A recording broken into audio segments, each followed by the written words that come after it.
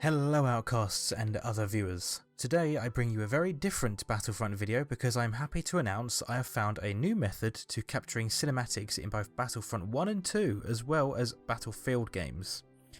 Back in the day we used to use cinematic tools to capture any screenshots or cinematic footage, but because that no longer works there is a new tool you now have to use. I only discovered this recently, but it is very much worth using. Unfortunately this will not work if you are playing on a console, however PC users will be able to take advantage of this. Continue watching to find out how. Before we jump into the tutorial though, make sure you subscribe to the channel, turn on notifications and give the video a like if you enjoy it.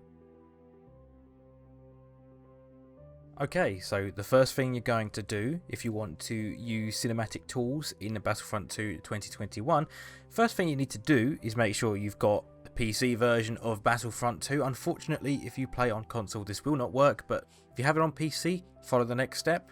The next thing you want to do is go to your internet browser, go to Google and type in Open Game Camera. And then you'll see you've got Open Game Camera and Battlefront 2 download, blah blah blah. You can do Battlefront 2 if you wanted to. First link you'll get here is the GitHub one. Click on that and it will bring you to this link, to this website here. All you need to do is scroll down and click this little file here. Now you can save this to wherever you want. I'm just going to save it to my downloads folder and then I'm going to put it on my desktop.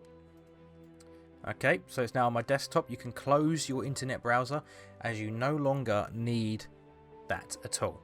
So next thing you want to do is simply just want to open the software.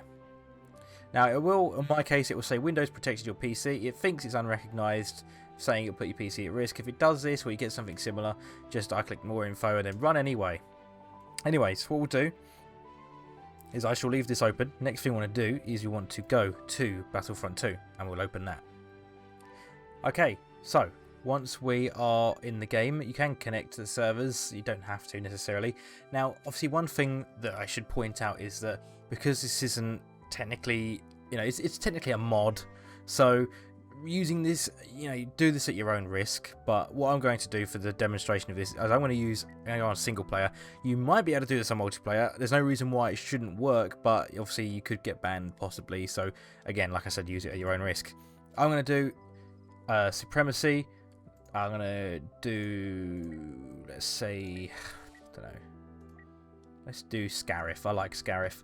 So all we need to do is just set that all up. I'm going to have AI just because it keeps it interesting. Hit play. Okay, once you're in, doesn't matter who you choose, just pick any character you like and spawn in. We made it through the shield. The Empire will do everything in their power to protect this installation. Okay, so we're in. All we now need to do is tab out. You want to go to this camera and you want to click Start Open Game Camera. And it's going to do its thing. And now, as you can see, a menu has opened. You can still move around and it's all up on the screen. Hopefully the software is capturing it. My recording software is showing all of this.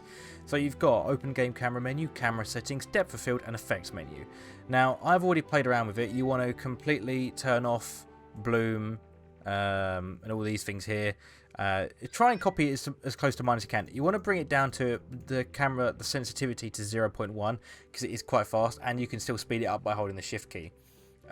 Field of view, I would recommend upping that. I'm going to set mine to about 75. It is very zoomed in. Again, you can kind of just go for what you want. So let's just set it to 70 for the purpose of this. Exposure, you can play around with that. Once you hit free cam, it might change settings. So you can press the home key on your keyboard to get rid of the menu to hide it. And then you hit F8, it freezes time. So if you wanted to take a still shot, let's see if I can fire off a nice little shot here. Let's stand over here. Let's see if I can just... There you go. So now it's frozen the shot mid-air, a bit like the Kylo Ren thing. And as you can see, I've hit F5 to turn on the free cam, and the screen has just gone super bright. So what we can do is you hit home again to open up the menu, and you go to exposure value, and you can click that, and you can see it's gradually getting more and more visible. So this looks about right, I'd say. It is a little bit bright. We can bring it down maybe a touch more. There we go, that's about right there. About exposure value of 10. Now, what we can do is you see, I'm moving around with the WASD key and my mouse. you can plug in a controller. I tried this with an Xbox controller, so you can get those smooth camera movements. However, for some reason, when you use the left stick, it still makes my character run around and doesn't actually move the camera. So you can actually control the movement of the camera forwards, backwards, left and right with the keyboard, and you use control to go down, space to go up, and shift speeds up the action whatever you're doing. So yeah, you can use the a controller stick to turn the camera instead of using a mouse, but you must actually move the camera with the keyboard still. I am going to try and see if I can find out a way of doing it entirely with a controller, because then you can get really smooth action.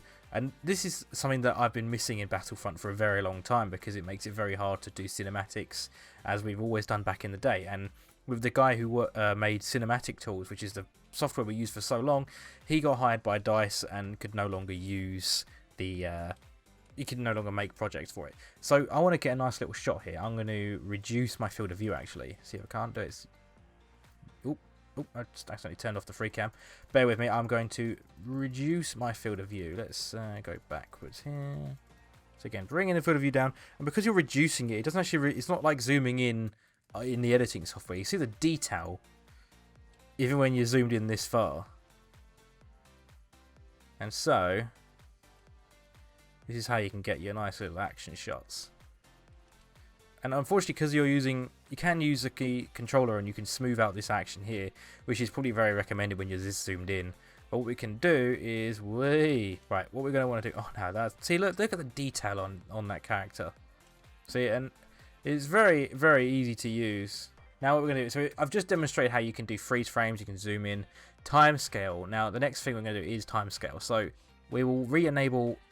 Once I've got my field of view up a little bit, sit it at 40. What we shall do is find out where the action is happening. So we hit F8 to resume time. So there's a lot of shooting going on over here. Now, before we miss out on all this action, don't worry about the sounds. Now, timescale. Let's bring that down to like 0.1.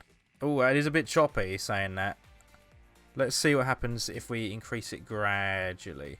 That's very smooth. Oh, maybe not.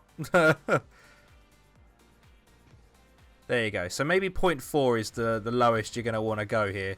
So just under half speed.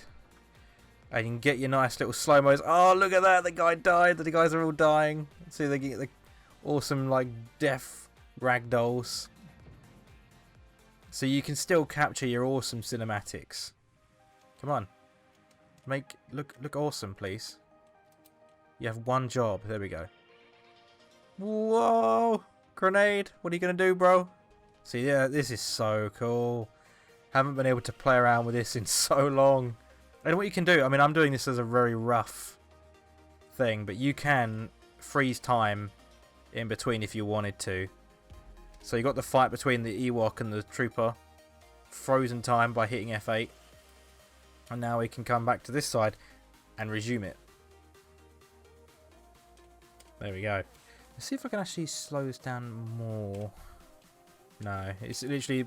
this is the slowest setting, which with a keyboard it's annoying because you might want to slow down and speed up, but you can't really do it graciously unless you do it with a controller, which I need to figure out. I'm going to try and see if there's a way of doing that, and I'll make a follow-up video as like a bit more of an advanced guide. But this is just a first little look at this mod, this awesome mod which I just stumbled across because I was looking for cinematic tools alternatives. I don't know who these people are. I shall put the link for this mod in the description. It's so worth getting if you wanted to use cinematic tools, or if you ever used it in the past. You can film new cinematics, guys. New cinematics in 2021. So worth doing. So worth doing. Oh yeah. Oh, there we go. Look at that. Get some awesome shots. Oh yes. Look at that. That is great. Let's increase timescale to 0.4 and let this play out. So yeah, this has been my little guide on how to use cinematics and get cinematics and make your own little cinematic videos in Star Wars Battlefront 2 or any Frostbite game, including Battlefield. I haven't tested Battlefield, but I shall do at some point. So yeah, that's how you can do that in 2021. If you enjoyed this video or found it useful in any way, be sure to give the video a like, subscribe to the channel, and turn on notifications so you can see more videos like this. And I shall see you in the next video. Take care now.